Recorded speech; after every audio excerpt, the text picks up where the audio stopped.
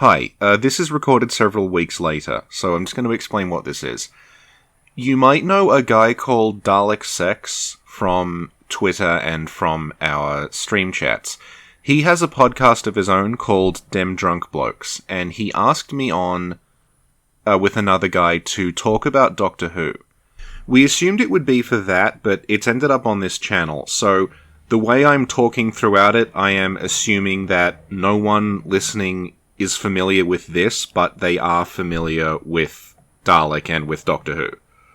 So if you're wondering why I keep clarifying things that people who watch this channel would already know, and why Dalek is clearly the host rather than the guest, that's why. So, yeah. Here we go.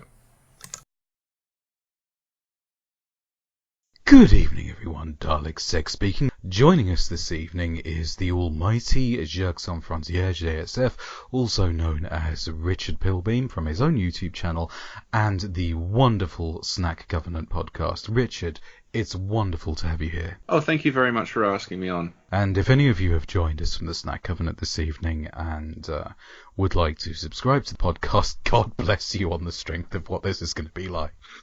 I can always provide some Golden Wonder sausage and tomato crisps if you want. And there's Dave, who I have invited onto the podcast because Against his better judgment. Yes, Dave has come on because my Doctor Who lore on the early phase is spotty, Richard's Doctor Who lore on the late phase is spotty, and Dave basically knows more about Doctor Who than maybe anybody in the world has ever known about anything. Hey, if you're comparing me to either Peter Haining or Ian Levine, I'm going to ask you to step outside. And that's about the level of the jokes this evening. Yeah, this is going to turn into The Face of Evil Part 3 very, very quickly. So, gentlemen, before we rev our engines, two things. First of all, my Skype recording equipment is somewhat pikey. I am on one channel, and the two of you are on the other channel. So, if the two of you talk at the same time, I will be unable to edit it, and it will likely end up on the cutting room floor. So I must insist that Robert's rules apply. That would be the Pennant Roberts rule, would it? Rubbish gun battles in the second half. And there we go. The other thing is that I was playing Marvel Strike Force today, and Bullseye was given the line, "How dare you question me, the King of Australia?" And right. I couldn't help thinking it would be leaving money on the table to not ask. Richard, in your best, I take this podcast more seriously than Will Smith took all of Suicide Squad voice, can you please read the line, "How dare you question me, the King of Australia?" How dare you question me, the King of Australia? There you are. That'll land you a place in the Oscar award-winning Suicide Squad. Isn't he Deadshot in Suicide Squad? Isn't he Deadshot? I don't know. I thought they were the same characters. I pick up my comic. Yeah, my comic knowledge is like osmosis from other people. I thought that Deadshot and Bullseye were the same character. Isn't Bullseye Colin Farrell in that Daredevil movie with Ben Affleck? Yeah, but Ben Affleck's now Batman, so not anymore. It's all very confusing. When do we get the Batman Piderman movie? I'd pay to see that. I would pay to see that too. Actually, I was talking to a girlfriend earlier, and she told me we were talking about spin-offs, and I said if they made a series about Jonah Jameson's life, just the shit that he has to deal with from day to day, not even necessarily any superhero stuff, I would watch nothing else but that for the rest of my life. Oh, totally. Brilliant. I mean, J. Jonah Jameson is everybody's favourite Spider-Man character. He just is. Yeah, I saw Spider-Verse recently, and I was very disappointed they didn't have him in it. I think they've backed off from it a little bit because there will never be another one as good as J.K. Simmons, not A.J. Simmons. Yeah, I was thinking of AJ Styles for some reason. But yeah, going back to the King of Australia thing, I felt it was leaving money on the table not to make... I was going to say Captain Boomerang the King of Australia, but he's DC. Would have been a little bit racist too. I'll tell you who should have been the King of Australia. Wolverine in that old cartoon. Oh God, yes. Help me out. Help me out, Dave. Which one was it? Spider-Man and his amazing friends. Spider-Man and his amazing friends. Yes. Hiya, doll. What a piece of fruit. That still could have been worse. You could have said Captain Kangaroo. And now you've reminded me that I'm out of cigarettes. Right, let's... What? Smoking cigarettes and watching Captain Kangaroo. Now don't tell me I've nothing to do. Wow. And I thought I was the one who was supposed to be big on pattern recognition with my condition. Incidentally, in the same game, there's a nice little bit where they're going to another dimension to rescue Nick Fury, and Spider-Man says to the Punisher, "Have you ever stopped to think that maybe what if the Nick Fury we're trying to rescue actually is our Nick Fury from our dimension?" And Punisher says, "What do you mean?" And Spider-Man says, "I've watched the television programs from your era. If they're the evil version from another dimension, they wear an eye patch." Oh. because of course we were going to get to eye patches before long. Pertwee Who era reference in a free-to-play Marvel mobile game. Deepest lore. Richard, you're the guest of honor here. Who's your best Doctor? Well, like I was saying, I've been out of the loop for quite a while, so I can't give you like the full. I don't know, but I do like. In terms of just I like Eccleston a lot. Actually, I think he's very underrated. Yeah. I sort of wish they'd continued down that route a bit with the character, the sort of spikier, more awkward version.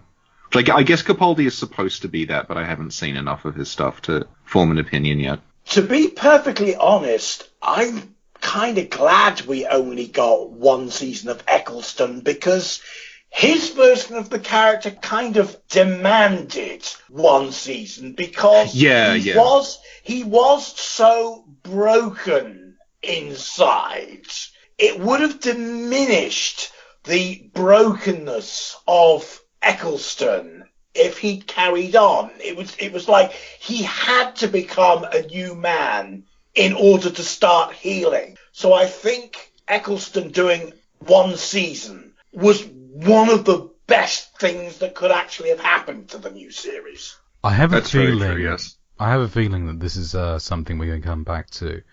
But yeah, I agree. Eccleston was my favourite Doctor as well. Yeah. Just for the he was everything that was good about New Who, with the old "oh my lonely angel, broken man," such an edgelord thing.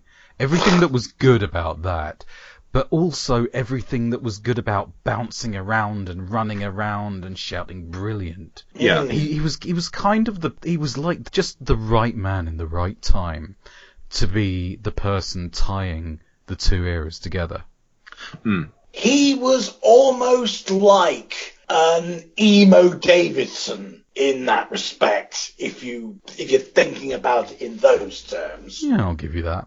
Dave, your favourite? Well, I'm gonna show my age here. I'm a Troughton man all the way.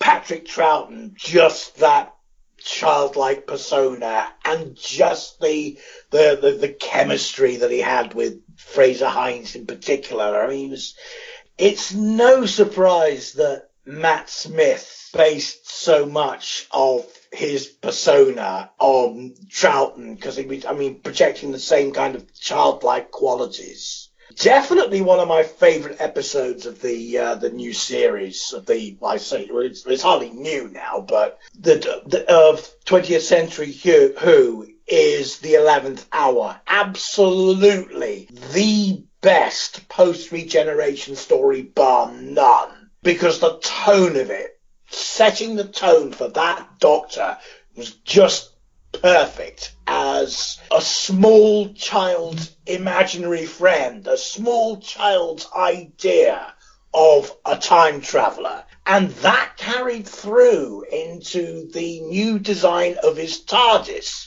which was every bit a small child's idea of a time machine in a very sort of Fisher-Price way. All sorts of things. I mean, nothing about the design of it had any cohesion. It was all angles and just bits and pieces and just fun things to do. Levers to pull, buttons to press, a fucking drawer that you press a button and it would dispense a custard cream for no other reason that you might want a custard cream. And that summed up Matt Smith and Matt Smith's first season so well. Just that wonderful, wonderful fairy tale atmosphere before it became all that bloody convoluted X-Files like art mythos bollocks in season 6. Yeah, I totally agree with you about the the custard cream drawer. Hey, Richard. Yeah. It's fantastic environmental storytelling. Oh, God. Am I missing something? Dalek knows me from video game stuff I do, where I do a lot of talking about the way that video games use, like, environments to tell stories rather than narratives. Rather than, like, dialogue and character, they'll sort of tell a story through a place. Oh, well, I mean, the TARDIS is the ultimate extension of that. Yeah. Or it should be when it's done properly. And it's not just Colin Baker and Nicola Bryant bickering in it. Logopolis, good example of that, with the recursive... Oh, God, I love Logopolis. Yes, I love the funereal atmosphere. I love how quaint it is now with the whole early 1980s computer science thing. Yeah. But for the reference, for the benefit of people who don't like understand what we're referring to, Logopolis is a story from, is it 80 or 81? It's early 81. It was the last... Yeah, very early 81, in which a huge revelation in the plot relies on a computer having a hard drive. No, bubble memory, actually. You'd be able to store data, yeah. Being able to store data while it's unplugged. Ooh! Yes. and said data from this 1980 computer is able to open a hole in time and space and save the whole universe. That probably seems less odd to people. Wasn't quite able to save the chroma key at the climax, but never mind. Yes. But the main thing that I also love Logopolis for, Paddy Kingsland, and I will fucking fight anybody over it. I love Paddy Kingsland's music. It's real, it's incredible. Because it's also so simple in its own way. It's like 3 synth instruments and an electric guitar, but he does so much with them. Especially compared to, like, the modern series where the idea of, like, the Doctor's final story has to be this enormous bloated epic. Exactly. Whereas Logopolis, you can't hear what's going on. Murray! Yeah. Whereas Logopolis built up! Logopolis is very, very small, very quiet story. The word I would use is understated. Yeah. People, there's a lot of people who don't like Logopolis who said, no, it's Tom Baker. He was there for 7 years. He was everybody's favourite Doctor. He deserved to have this big send-off, this big fucking space battle saving the universe. No, that's totally missing the point. We got that whole big, epic, last man standing thing with the 50th anniversary story with Matt Smith. And everybody hated how that went down. Yep. Good work, everyone. Dave, dial it back a bit and let Richard speak. If anyone else at home... I quite like Sylvester McCoy. Anyway. Yes. So, I mean, Sylvester McCoy, yeah. Sylvester McCoy was really getting into his stride just when they he was. the show. Yeah. I like the Doctor as the Dark Manipulator. Yeah. And it was the first time they'd really done that. Right. Yeah. I mean, if I was compiling a top 5 or even a top 3 of the best Doctor Who stories, Remembrance of the Daleks would easily be in that top 3. And Blink would be nowhere near it. I like he's a manipulator, but he's a manipulator in a sort of, like, trickster figure like Pied Piper way, rather than like a sort of scheming, sort of dark present. Well, he is a complete bastard. Yes. And Paul Cornell, you know the I assume you know the Target books. You especially know if you know the Virgin New Adventures. Not as well, but yeah. I'm a bit too young for the New Adventures to have got to me, but yeah. But anything written by Paul Cornell, Time Worm Revelation. Oh God, when he went this delve into the Doctor's psyche and just how fucked up the Seventh Doctor was over guilt over various things. If you thought the Eccleston Doctor was broken, you have got to see what Paul Cornell does with the Seventh. Okay, worst Doctor. We'll go in reverse order. I'll start this time. Okay. I don't care for Pertwee too much. He was just too much of a twat for me. Colin Baker irritates me. And David Tennant, I just can't stand the whole shops in hospitals. Avoid the void. Brilliant. Everything's brilliant. Yeah. Dave, your turn. Keep it short. Right. I'm really having to think here. I can't say Colin Baker is the worst Doctor simply because the material and the people that he had to work with was shit, and he was and everything he did was always going to be overshadowed by his bloody coach. You give him decent material to work with. You give him an audio format where that coat isn't making its presence and the rest of the design isn't fighting for attention. And he's brilliant. He is so good in the audio. So I genuinely can't say that Colin Baker is the worst one. You're saying he's the Dark Souls 2 of Doctors. Yeah. By the same token, I can't say McGann was the worst one either, even though the TV movie was rubbish because he did so much with the Big Finish work. This is a really tough question for me. I can't say any of them are bad. I might have to say Tail End Tennant for the same reasons that you do, because he just went overboard on occasion.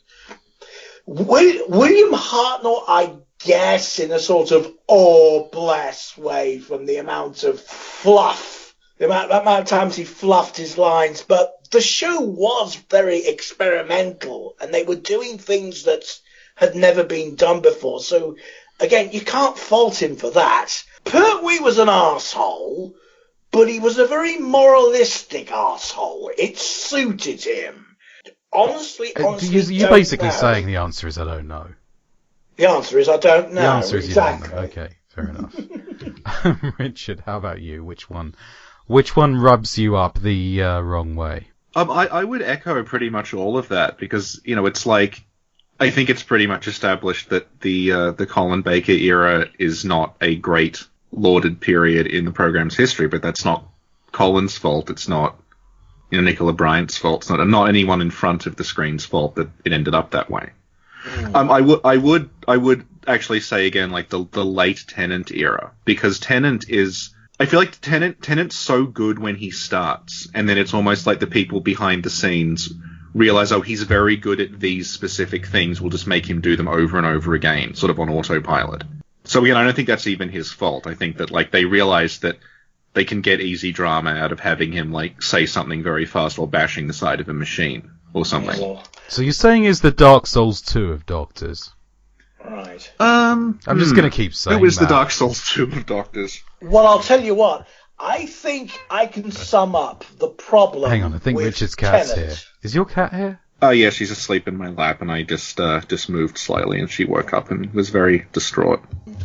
I think I can sum up the problem with Tennant for all of us in 5 words. I don't want to go. See, I didn't mind the I don't want to go, because I feel like that's... I fucking minded the 15 minutes before it, though. That's true. Jesus That's definitely Christ. true, yeah. I did like that the ending was he was written as, like, very kind of petulant as he died.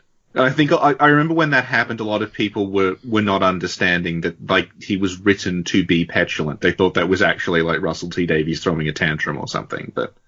Well, another thing to consider is that he had already died once. Yeah. But we didn't really know it at that time. Right, that concludes our first rounds of most and least favourite things. Let's break things up in the middle with a simple question. You know when you like Doctor Who and your family are always ridiculing you for watching it and saying it's a kids' show, and you're always saying, "No, Mum, it's not a phase, it's a serious show, actually." Well, my family never did that. Yeah, that never happened to me either, because I was introduced to it by my dad, because he had all the stories on VHS. And the one time that they walk into the room while you're watching Doctor Who is during fucking Delta and the Bannerman. Oh, God. Or the Twin Dilemma. Or the Happiness Patrol. And you just want to chew through the arm of the chair in embarrassment. What's your worst moment for that, do you think? What's the one that you're sitting there all happy watching Who, and then something happens and you think, "Oh God, thank God I watched this before showing Doctor Who to anyone"? Oh, that's an easy question. 99% of old school Whovians would say the 24-hour gap, or was it 24 hours, or was it, no, it was 6 days. It was transmitted twice a week, but it was the 6-day gap between Caves of Androzani 4 and Twin Dilemma 1. Would you want to expound on that a little bit? Yes, we are talking about one of the very, very finest Doctor Who stories, directed by Graham Harper, written by Robert Holmes, Peter Davison giving it his absolute all, ending in probably the quintessential old school Who regeneration, certainly the best one. And normally that would be the end of the series. But no. Oh God, this is going to be like Aerith's death going straight into a snowboarding minigame, isn't it? Yes. It fucking is. It fucking is, only worse. They decided the last story of the season was going to be Colin Baker's first. And script editor Eric Saywood hated the casting of Colin Baker. He thought he was terribly miscast. And he deliberately adjusted the script to make the Doctor sort of like spiky, erratic, unlikable, like post-regeneration trauma, really unstable. But they also did this at the end of the series when there was the least amount of money.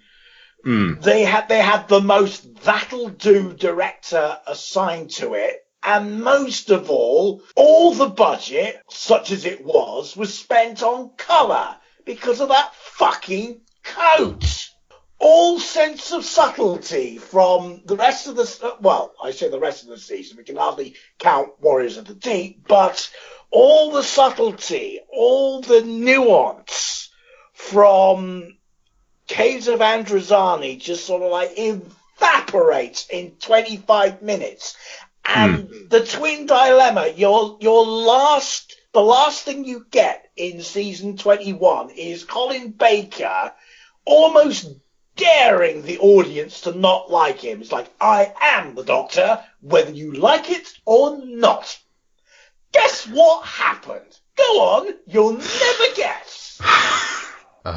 Richard, do you want to have a guess? Well, we know what happened. The ratings plummeted catastrophically, and they had to take a year off.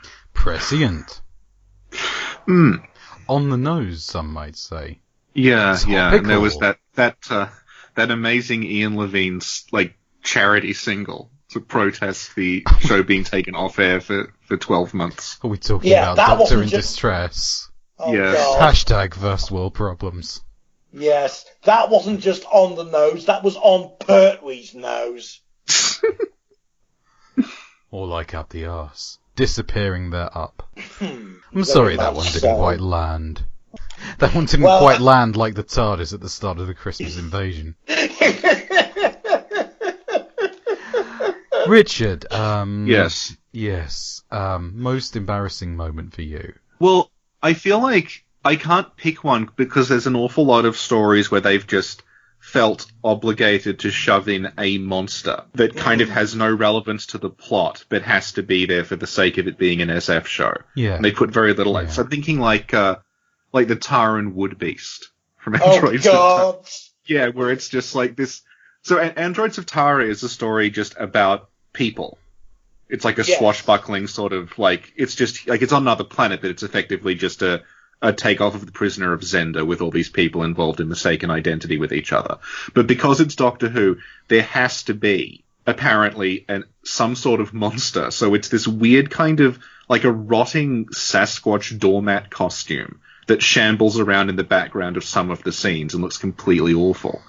And it looks terrible, and it has no reason to be in the story, and it completely detracts from it. Actually, there is a reason for it to be there. It is supposed to be crap because it is there for Count Grendel to hunt for sport. It is supposed to be a shit monster. The joke is Mary Tam's reaction to it. Like you were rightfully talking about how brilliant Caves of Androzani was a couple of minutes ago, and like that also has a largely redundant sort of, it's like a man in a pterodactyl suit that kind of ambles around. The Magma Beast. The Magma Beast, yes. Not your day either, is it? Which gets its own cliffhanger as Peter Davison takes shelter behind a rock while I'm trying to figure out how to describe this thing in words. It's sort of like if someone dressed as almost like a very, very bad Godzilla monster, where it's clearly a man in a like rubber suit, but it has a huge sort of like dinosaur head, and it just kind of like waddles around going ah. Yeah, think of the Merca, but with two legs. It's the Merca. It's like if Sid and Marty Croft. Yes, that's exactly what it's like. Dinosaur. The Merca, for the benefit of people who don't know, is a green pantomime horse with a like a lizard head attached to the front of it. I thought they were crabs. Very green. It was very green. It was entirely too green. Yeah, it's bright green in a story that is massively overlit. Well, I was talking more about the wet paint that practically overcame the poor buggers inside it. And they were the two who were the pantomime horse from Rent-A-Ghost. So you think that if anybody could handle it, it'd be those two. Oh dear, oh dear. I'm feeling very left out here. I don't know what else I can do but hang around making Zarby noises. Oh, I know. I have welded Bootface in the bathroom.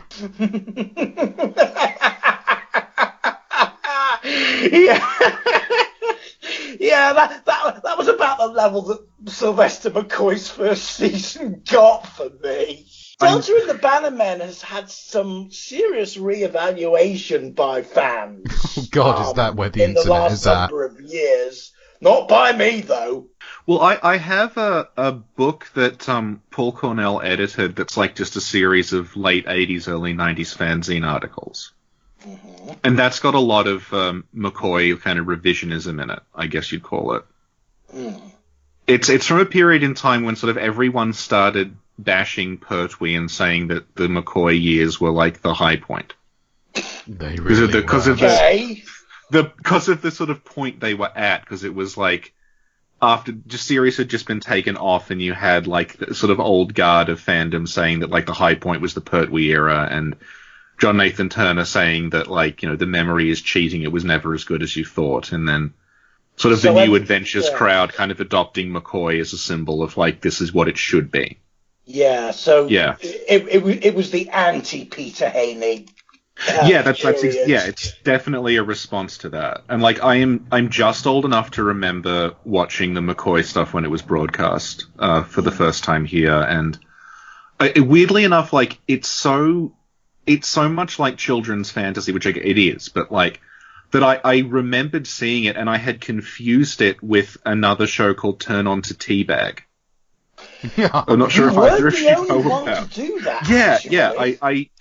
I remember they rebroadcast the ABC here rebroadcast the whole of Who from the beginning till the end of McCoy like about 10 years ago, and I watched the whole thing. And when I got to Time in the Rani, I suddenly realized that I'd seen this before, but I'd remembered it as a completely different show.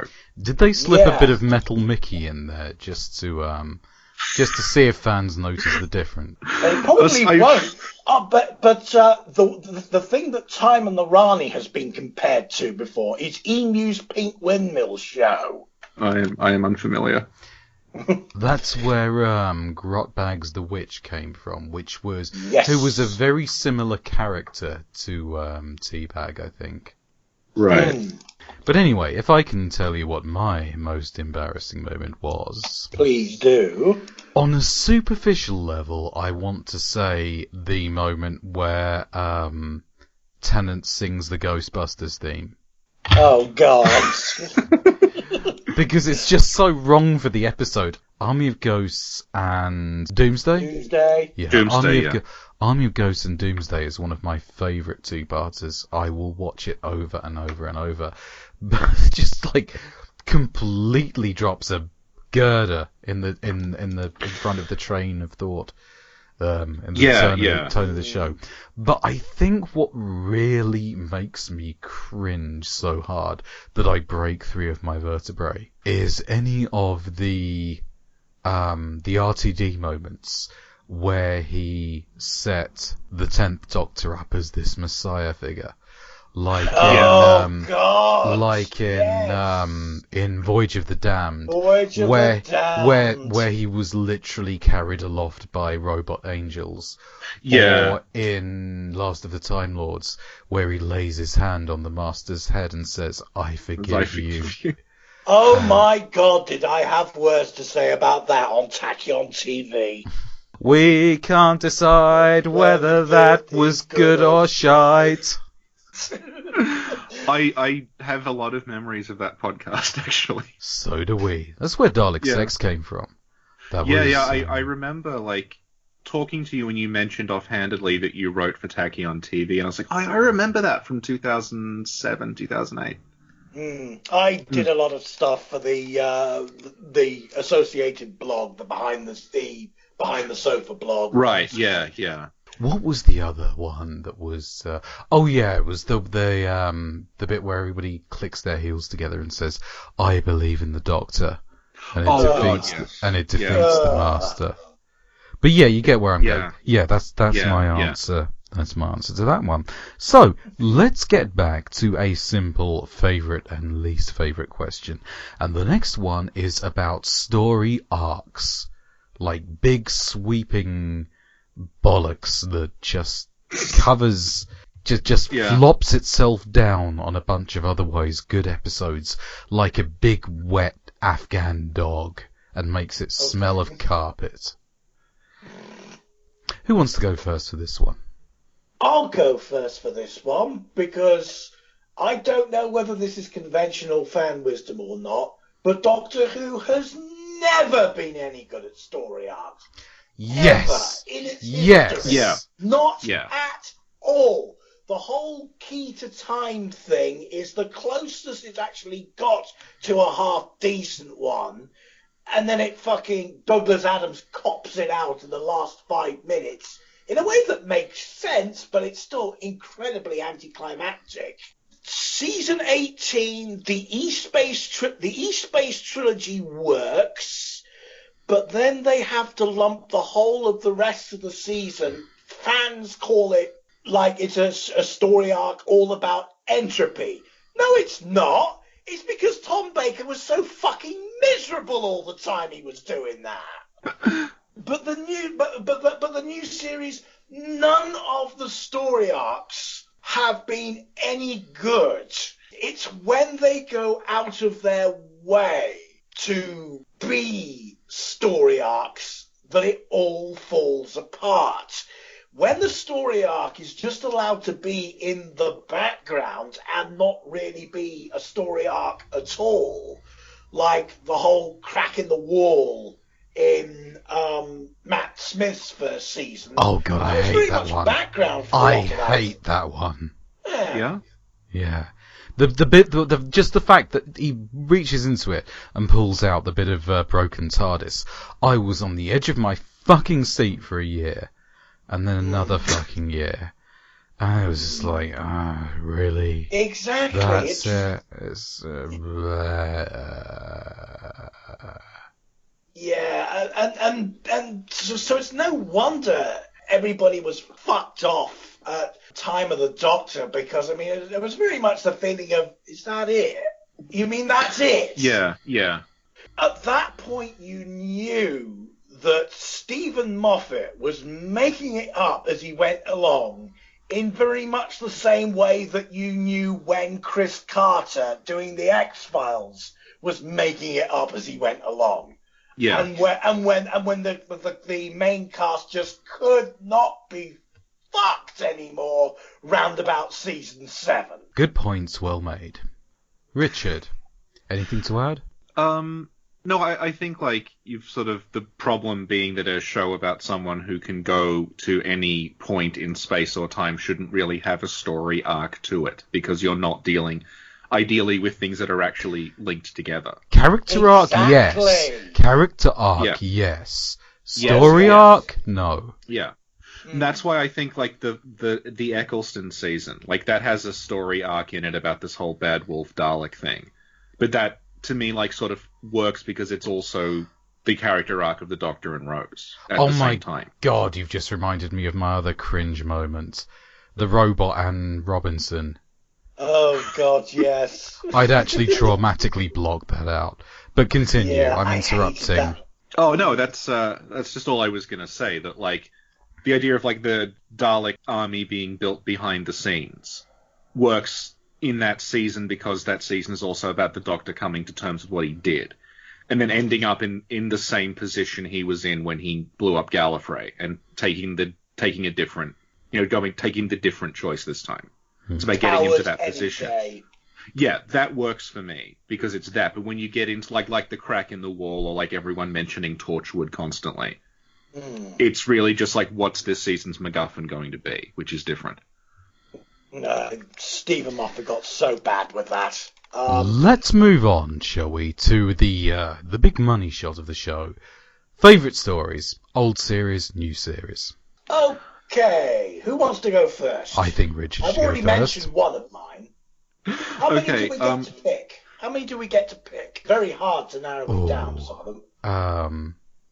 Let's say you can have 3, but don't spend too long on them. Right. Okay, well, I can answer this easily because I sold off like 99% of my DVDs last year. So I can tell you the ones that I kept.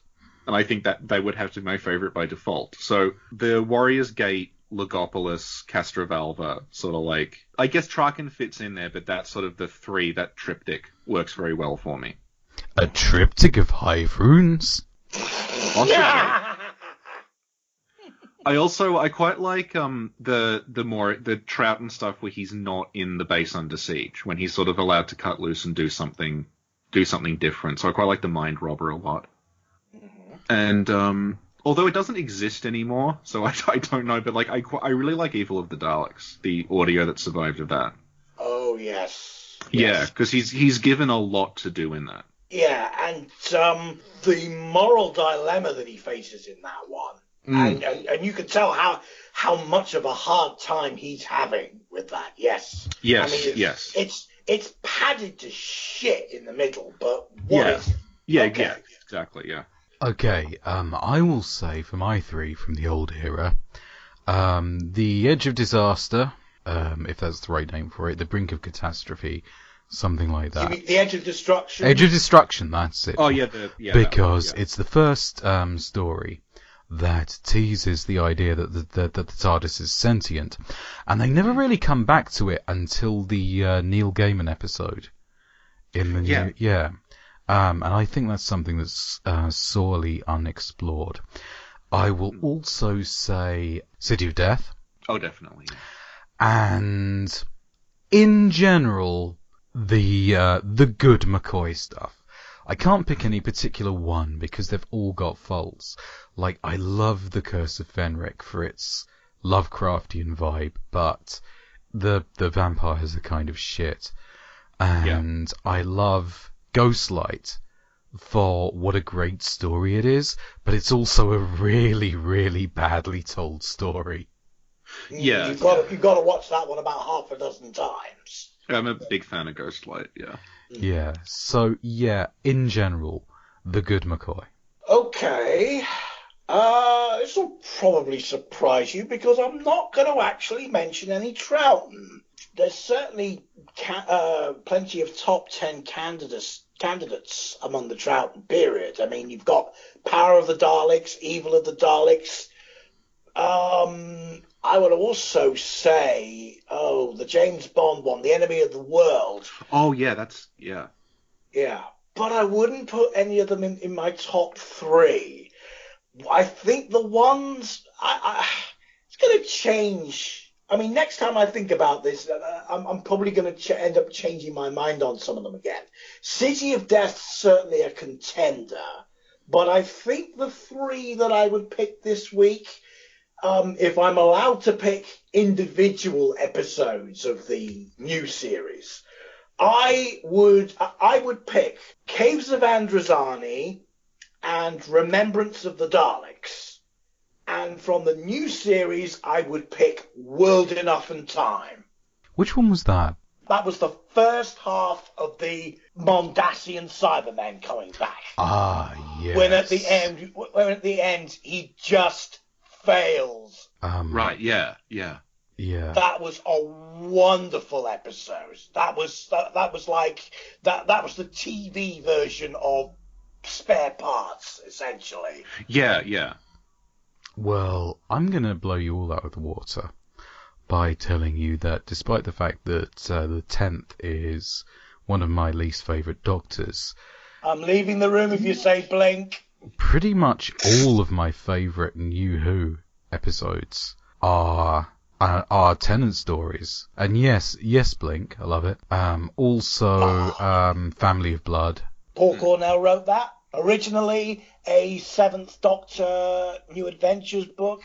That's another one that illustrates exactly that Paul Cornell knew how to get into the head of how fucked up the 7th Doctor was. Yeah. Family of Blood made me cry. Aww. And what was the other? Girl in the Fireplace. There's one other that is my absolute top though. You know Columbo, Richard? Yes. You know how the whole hook of it is that they show you who the murderer is at the start, but the show is about the journey to proving that he is the murderer. Yeah. Something of the Daleks. The comedian Frankie Boyle told a story about how he used to sit there watching Columbo with his gran and she'd say, I think he did it. No, Gran. No, he didn't. They showed us at the start who did it. And that is how I feel about the Moffat episodes where they play with Dalek themes. Because I love... The fact that I'm called Dalek on the internet should tell you that I love the Daleks. I find them the most sublimely fascinating thing about the longest-lived TV show pretty much in history. I want to know what it feels like to be a Dalek. I want to know what they're thinking, more so than the Cybermen or any of the others.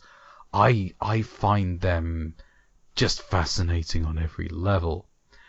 And then Moffat has these episodes where he goes, ooh, what if the Doctor is becoming more like a Dalek? He is! They showed us 10 years ago, and the episode was called Dalek, and it was the best episode ever. Yes! I mean, Russell T Davies takes a lot of stick from cockslapping you in the face with his themes, but give him credit, when he nails it, he fucking nails it. And that was a Rob Shearman episode. Yes. Yeah. See, what you're saying about Stephen Moffat is entirely spot on, because Peter Capaldi's first series was incredibly disappointing for me, certainly for the first half, because it played everything incredibly safe. It was like, well, all the fangirls wanted to get inside Matt Smith's pants, and now we've given them a bloke in their 50s. We can't dare risk them turning them away. So Capaldi's first few stories, I mean, they start off his regeneration story. It's in Victorian London with that bloody 3-person Scooby gang and a fucking dinosaur. You can't get any safer than that. Oh, wait, yes, you can. You can do it next week when you repeat Dalek pretty much absolutely verbatim, but cock up the whole moral dilemma thing that actually made that story good. I'm starting to get scared about what I've unleashed by introducing you two to each other. See, I had seen that episode and completely forgotten all of it. Because I tuned in for the first Capaldi and like, I do not remember a single thing that happened in it. Other than that he calls Clara on the phone. I have a similar experience. That I love Capaldi's episodes, but I can't remember any of them. Whereas I hated Tennant's episodes, but I can remember them photographically. Right. This is exactly why I said World Enough and Time, because it ticks both boxes. It's fucking good. It's so memorable, especially the stuff with Michelle Gomez as Missy. Yeah. And I can remember it. Capaldi's first season, what was the... Because the later season, the Jodie Whittaker season, I just couldn't be fucked with it. I mean, I loved the first episode, partly because it had no Murray in it, and I loved what the composer was doing, channeling Mark Snow from The X-Files. Second episode, I liked that, even though it was blatant filler fluff. And then we got to Rosa, and it was like kind of, okay, see what they're doing. It's a bit of a noble failure. They kind of tried a little bit too hard, or at least I thought that until I looked up on Wiki and all the stuff that they actually did with Martin Luther King in that episode. Yes, that was actually accurate. So right. I think that was more a case of Chibnall just being Chibnall. But the thing about Chibnall is Chibnall cannot write endings for shit. Yeah. But after Rosa, I mean, I still have vivid memories of screaming at season 1 of Torchwood. But I just kind of, my interest just kind of tailed off after Rosa. Because... okay, you've got a couple of good episodes later on. You've got It Takes You Away, and you've got, I think the other one's Demons of the Punjab, which is supposed to be the other one. That's a really good episode, yeah. I've heard good things about it. I haven't seen it. I just could not be fucked sitting through the bloody spiders want to get there. And so I didn't watch any of the rest of the season until the New Year special, the Dalek one, Resolution, and immediately it reminded me, now I know why it's called Resolution. It's not because of the New Year. It's because Chris Chibnall can't fucking write endings. Yeah, that's been my issue with like everything he's done. Is that he's not that interested in like characters sort of like driving the plot and it having anything to do with them. It's just sort of a series of things happen and then it ends. We need to talk about this at the end of the show when we are going to talk about that last season. I happen to remember while I was having a slash yet another awful David Tennant Messiah moment, and that is him with the fucking Olympic torch. Oh, God, fear her. I'd block that one out. Oh, God. It's honestly not as bad an episode as everyone remembers, but good God, that ending. It is. Don't believe him. It is. Bit my own elbow off just so that I had something to throw at the screen. So let's move on to the next area. Okay, what would you like to see Doctor Who do in terms of a crossover?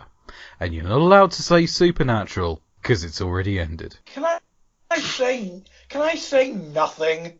Okay, Richard? I also kind of want to say nothing, but I remember a while ago, Lawrence Miles pitched a Doctor Who Time War story in which all the things the BBC owned crossed over with Doctor Who at once. So it was the Doctor working with the cast of Dad's Army, and Are You Being Served? There was an Eighth Doctor comic that was on very similar lines. It was done for laughs. It was one of the ones drawn by Roger Langridge, and it had all. It did the same thing. It brought back Beat the Meat from the old Tom Baker comics. I mean, that's how spotty it was. But yeah, they kind of did that. I would say Resident Evil. Just because all of the dialogue would go, "What is it? What are you doing here? What is it? What are you doing here?" If you're wondering if I asked this entire question just to set that entire gag up, yes, I did. You've seen the YouTube videos, yes. Brigadier Lethbridge Stewart, what are you doing here? Yeah. Unit had a tip-off about a rogue Betterware salesman. I came as quickly as I could. Yeah. But the thing about crossovers is, unless they're done properly, it diminishes both properties because you can't take them seriously anymore. I'm going to hark back again to season 7 of The X-Files because it did a lot of this shit. When it was doing things like the crossover between The X-Files and Cops, shown in the whole sort of Wait. Are we talking about live footage? Are we talking about Cops as in bad boys? What you gonna do? Yeah. What you gonna do when they come for you? Are we talking about the 90s cartoon? Cops! It's crime fighting time. I don't know that one. But no, we are talking about the bad boys, and that was the level of could not be fucked. It was like G.I. The Joe. X-Files was that, and that's why I don't want to see Doctor Who doing any crossovers, because for one thing, I can totally see Chris Chibnall bloody doing that. Oh God! Or rather, he'd get Mark Gatiss to write it. I'm going to shove my e-cigarette into my eye socket. Thinking of it. Yeah. Okay, before we head into the final stretch, the final agonising stretch of that last season and where now, let's have a nice light-hearted section of amusing Doctor Who stories. I'm going to start by talking about Doctor Who video games. Now, there's been some interesting ones. There was a fucking awful platform shooter called Dalek Invasion. There was... Has there actually been any good Doctor Who video games? Yes, there have. Yes, I can. But first, let me tell you about Destiny of the Doctors. Oh no! Which was basically, it looked like the... It was the Anthony Ainley show. It looked like, essentially, the how-to pack you get with every Unity game pack. Yes. Only it had Anthony Ainley and Nicholas Courtney talking between each level. It was so bad that I bought a Celeron PC in about 1992, and it came free with Destiny of the Doctors and Play with the Teletubbies. Yeah, Destiny of the Doctors. You're right about the whole Unity assets thing, but the other thing it reminds me of is that really old Windows screensaver with you going through the maze. It fucking reminds me of that. Yeah, that's fair. There was one on the old Electron machines, the BBC Micro and the Acorn Electron, where you were running around avoiding Daleks. I'm pretty sure it wasn't an official Doctor Who game, though, because despite my fond memories... Yeah, despite my fond memories of it, I can't find it anywhere. It was basically a Doctor Who version of the old game Robots, wasn't it? No, that is... you're thinking of just Daleks, which was a completely different thing. This was more like Lode Runner. Oh, so it's not Dalek Attack from the thing? No, it was a side-on scrolling thing. There was actually a really good Doctor Who game. It was on the Nintendo DS, and it was called Evacuation Earth. And it was all right. It was a sequel to The Beast Below.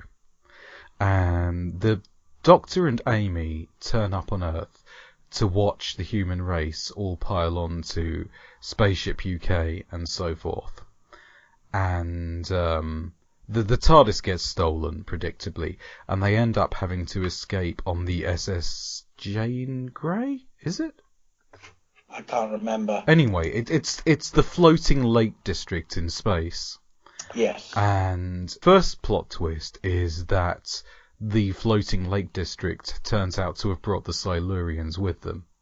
Ah. Mm-hmm.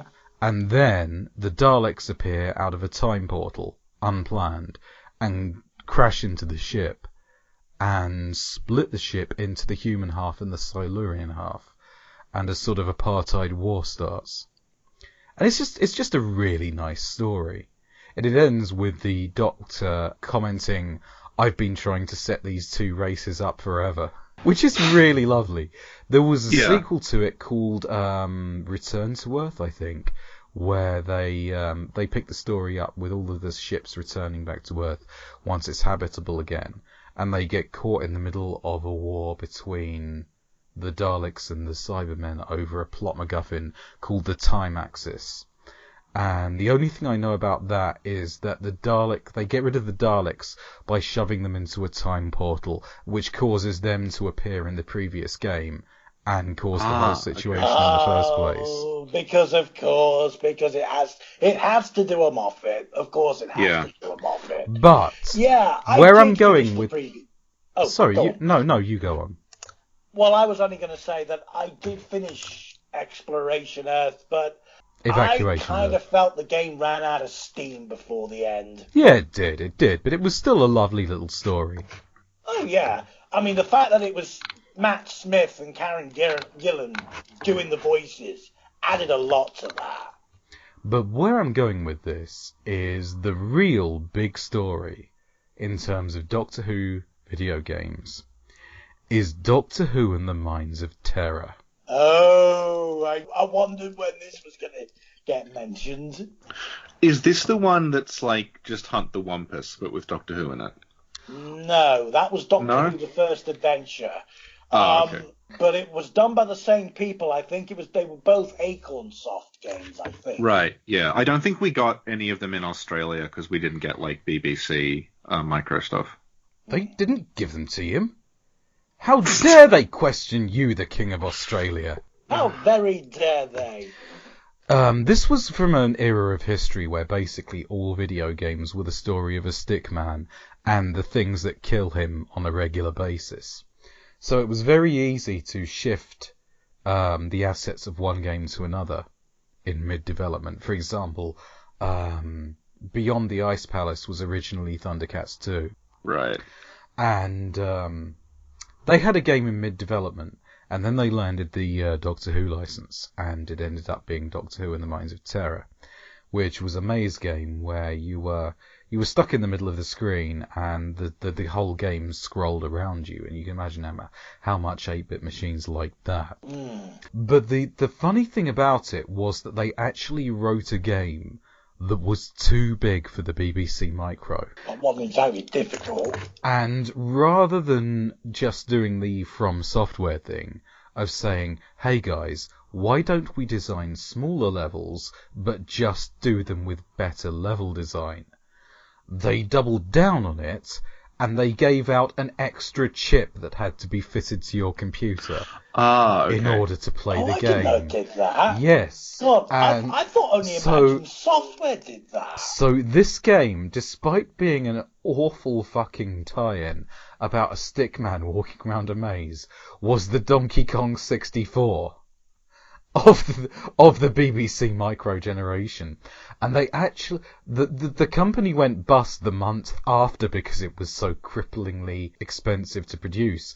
But before they went bust, they were producing a Spectrum version that would have to have an actual cartridge fitted to the back of the machine in order to play it. They were that sure of its success.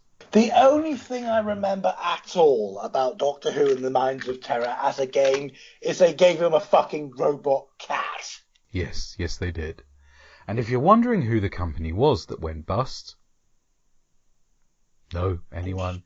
Fair enough. It was Acornsoft, wasn't it? Nope, it was Micropower. And if you've ever played Ghouls... Good fucking riddance, you fucking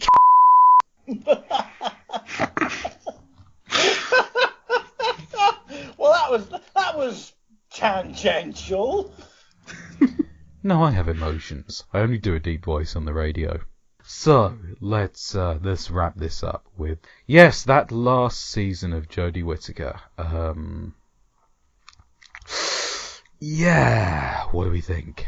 There were two things that I said to Stuart Bagthorpe about season 18. Classic Who is running around an empty Vinegar Heath sandpit. Current Who, the Chris Chibnall Who, is running around an empty Ubisoft sandbox.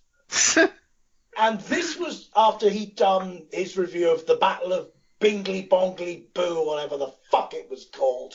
And when I said that, one of the first replies to the comments I got was, "Oh my god, it even has the Ubisoft tower in it."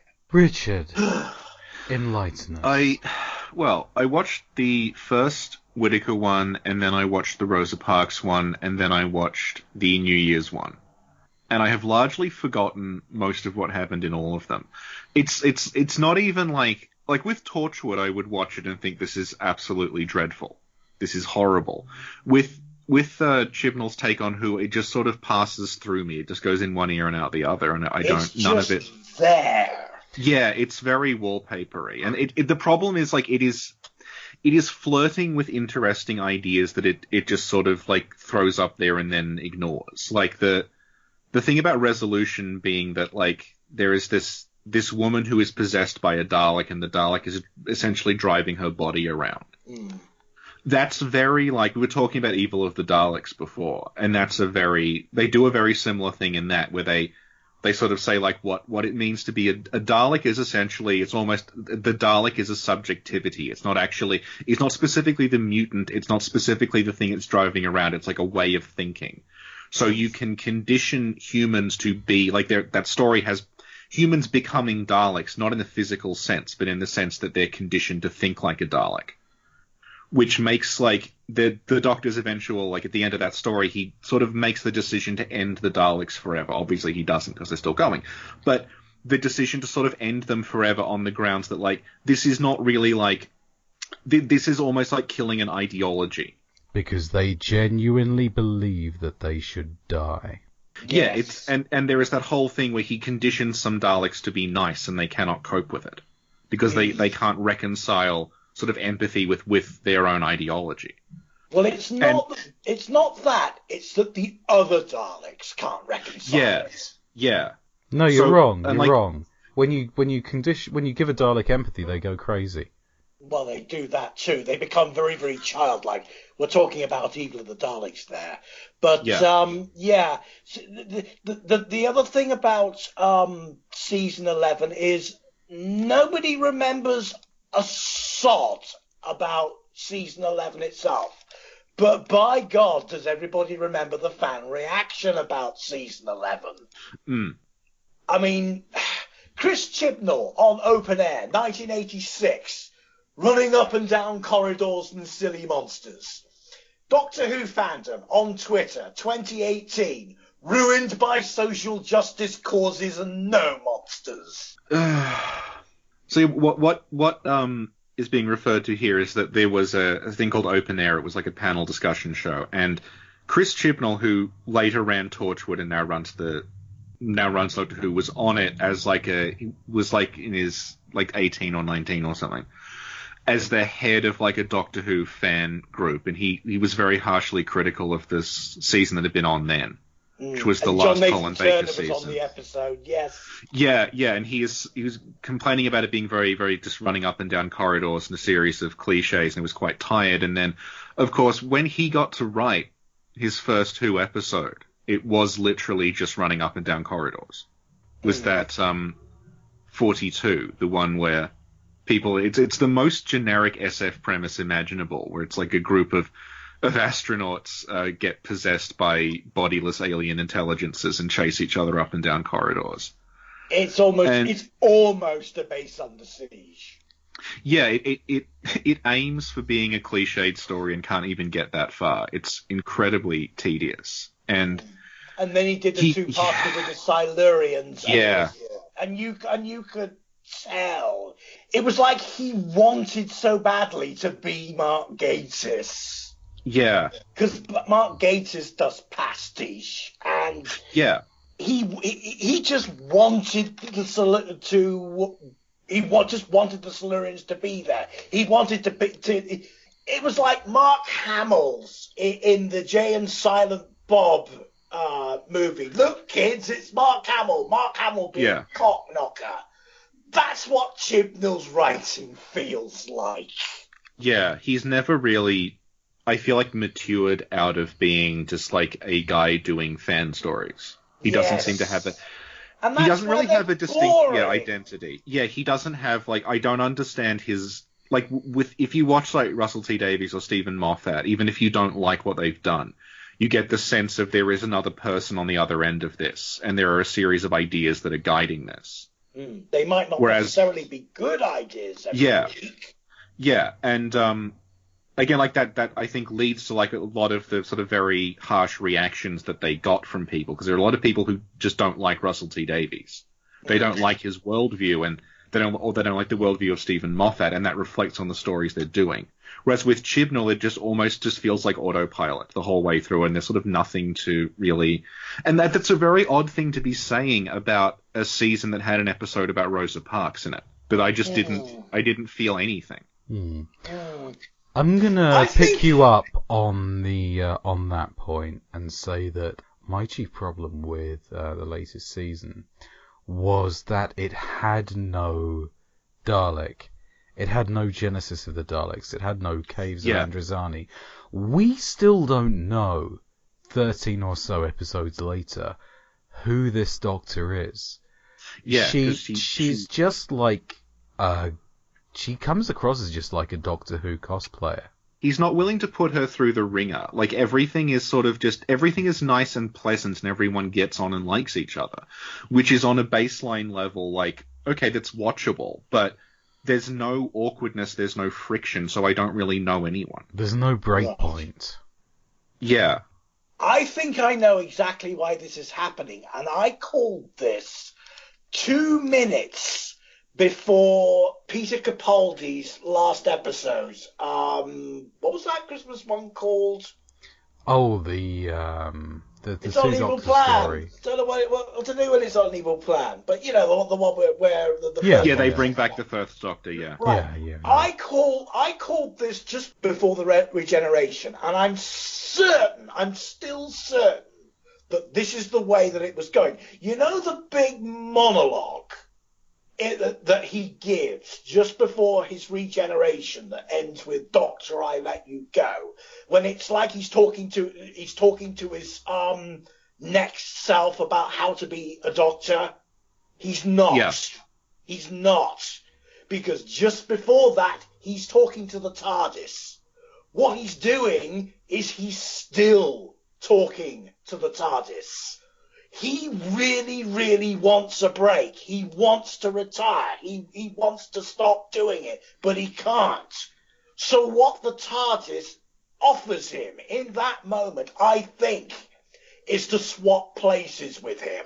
So you've got the Doctor's mind currently in the TARDIS, and the TARDIS's consciousness, which has manifested as female before in the Doctor's body, and that is why the Doctor is also now female. Right. That's what I think this is leading up to. I don't think Chibnall's thought it through on that level. Dave came up with a prediction for the whole two Doctors running around the Time of Angels thing, and I thought he was just a fucking nutter. Right. But he turned out to be right on the money with that. So, you know. Actually, that wasn't me. That was Neil Perryman who came up with that, I think. And on that bombshell... I predicted that Chibnall would be the first to cast a woman. I predicted that Chibnall would be shit. Yeah, I predicted that as well. I predicted I wouldn't care. Yeah. Chibnall is I feel like he you can like I was saying, you couldn't really get a sense of him. I think you can chart a sort of development in his work where Torchwood is quite sort of like laddish and juvenile in a lot of ways, and then as his work progresses, he starts inserting like monologues about like respecting women into his stories. And he will have like there is that Dinosaurs on a Spaceship where you had like Nefertiti show up and like explicitly just like stop and talk about how like it's wrong to be sexist and stuff. So I feel like I think like the pushback against that aspect of Torchwood maybe made him reassess things. Right. And so I predicted he would be the one that like cast the first woman, and he would do the sort of stories he's doing now that are like about Rosa Parks or about like British colonization and things like that. But at the same time, I don't think he can get to grips with those things because his understanding of them is quite superficial. That's kind of how I feel about it. Yeah. I think his understanding of his shoelaces is superficial. Yeah. I'll tell you what bugged me about Dinosaurs on a Spaceship, and that was the Doctor and his chums, his gang, just having a good time, having an adventure.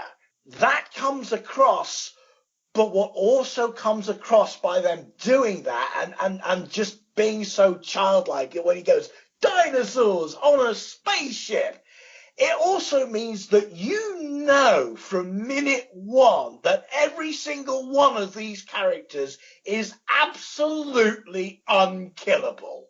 Yeah, which is, again, like what we were saying about this season, where like it's just people having a good time and being nice to each other, which is like it's fine, but there's I don't really get to know anyone because no one seems to be put under pressure. No one is revealing anything about themselves we didn't already know because there's nothing kind of pushing back against them. Yes, exactly. Yeah. The best and most memorable episodes of the revised series, by and large, are the ones where the universe is being absolutely horrible to the Doctor. Yeah. What I'm hearing from both of you is that this would be a good idea, but in a different show. Yes, I kind of think you're right. There's an episode of JoJo's Bizarre Adventure where JoJo and his friend Ikeyasu... Oh, that's the crossover we need. We need Doctor Who meets JoJo. JoJo is basically the anime Doctor Who anyway. It is very much, isn't it? Either that or Kamen Rider. But there's an episode called Let's Go and Eat Some Italian Food, where JoJo and his friend Ikeyasu go to a recently opened Italian restaurant in the neighborhood. And the chef comes out, and he just looks like a stand user. He's like got a statue-like pose and beautiful chiseled looks, and an obviously over-designed character design. And you can just tell he is a JoJo's villain. So they start off by ordering some spring water. And Ikeyasu starts to drink it, and he starts crying uncontrollably, and his eyeballs shrivel up into raisins. And JoJo is like, "Oh, this must be the work of an enemy stand!" And then the chef comes out, and he's like, "No, this is actually 600-year-old Himalayan snowmelt water. It can instantly dry out your eyes and get rid of all the impurities and dirt that is caused by not sleeping properly." And Ikeyasu stands up and he says, "Hey, he's right. Look, my eyes have grown back and I don't feel tired at all." And Jojo's like, okay, fine. And then they order some antipasto, and they eat it, and Ikeyasu gets really itchy, and he starts itching uncontrollably, and it gets to the point where he's digging at his flesh with his fingernails and tearing his own flesh off his body. And Jojo's like, aha, this is the work of an enemy stand. And then the chef comes out and says, no, you see, this detoxes your body, and it helps you exfoliate brilliantly. And Nikias is like, oh my god, he's right. My body's never felt so flexy in my life. And Jojo's like, well, okay, fine. And then they order some pasta, and Ikeyasu eats it, and his teeth start exploding out of his face. And Jojo's like, oh, come on! This has got to be the work of an enemy stand! And it just goes on and on like this, until Jojo bursts into the kitchen to confront the chef. And it turns out that he is a stand user, but the stand is like these little tomatoes with faces on that are alive, and the tomatoes just want to make people happy. Aww. And the climax of the episode is Ikeyasu gets to eat more food, and Jojo has to clean the kitchen as a punishment for coming in without washing his hands. So Jojo has his own, it's not an evil plan moment. Yeah, that is Jojo's, it's not an evil plan. I don't know what to do when it's not an evil plan moment. But in Jojo's it works, because Jojo has got that kind of, feeling that you're dealing with a whole world rather than you're dealing with one situation from episode to episode. Right, whereas Doctor Who needs the tension. If you lose the tension in Doctor Who, you lose the viewers. Whereas Jojo can get away with an episode where there is no tension because it makes it feel more like it's a more well-rounded world. Well, there was Love and Monsters. It's very, very polarizing, Love and Monsters. Yeah. And in order to appreciate Love and Monsters, you have to watch it twice. Once to be offended, and then the second time to get the joke.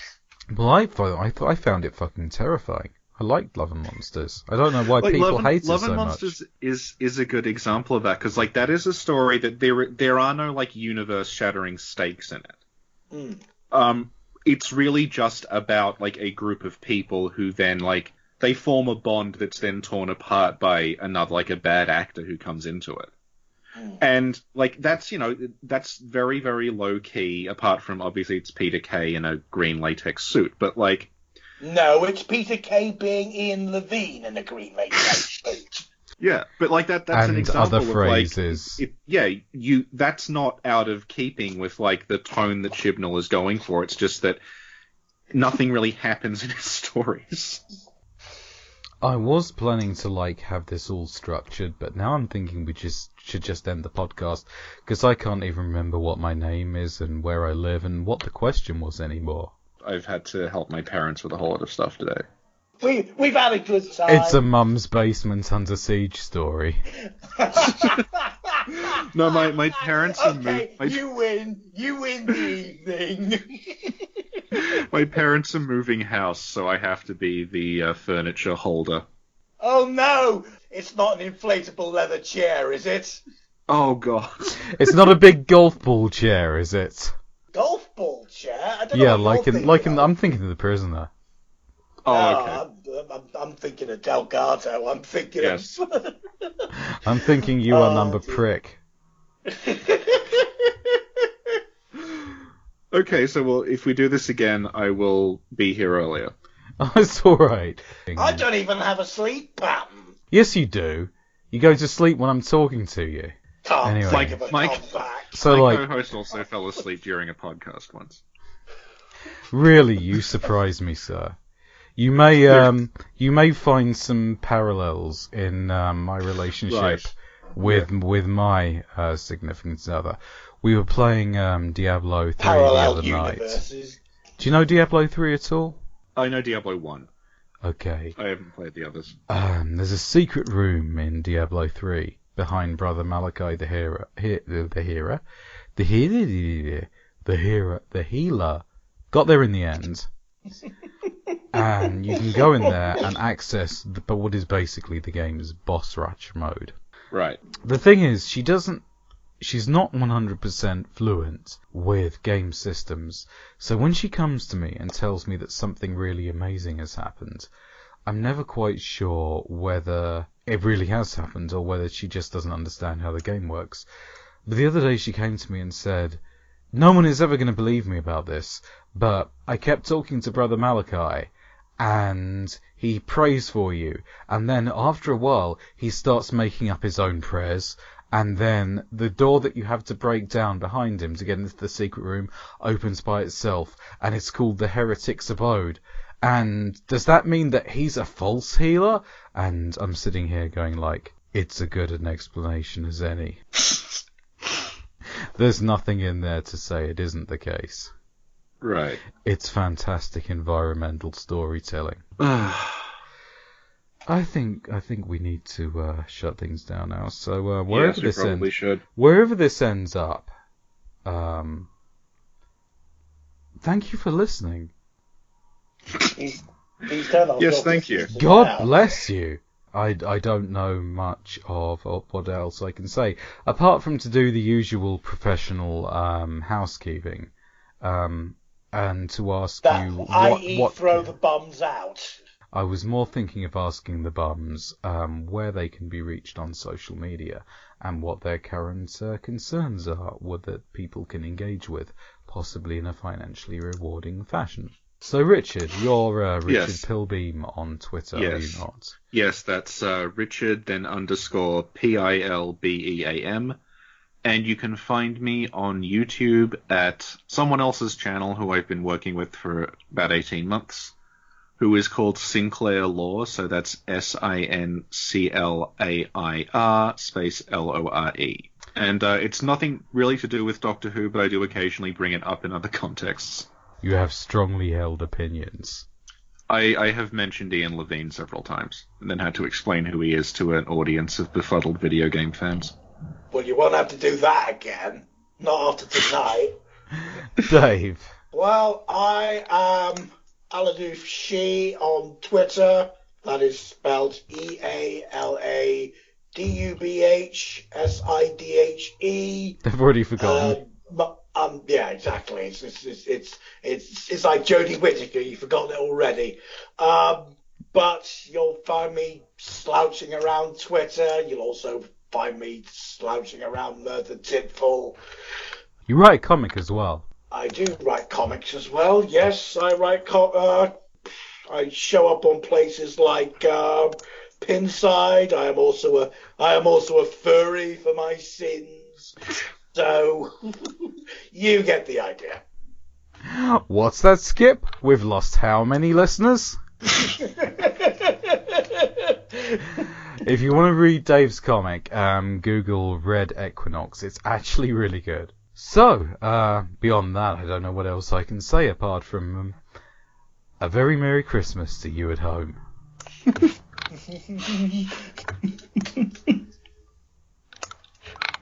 Oh, let's just fucking go to bed, shall we? Yeah. Not together!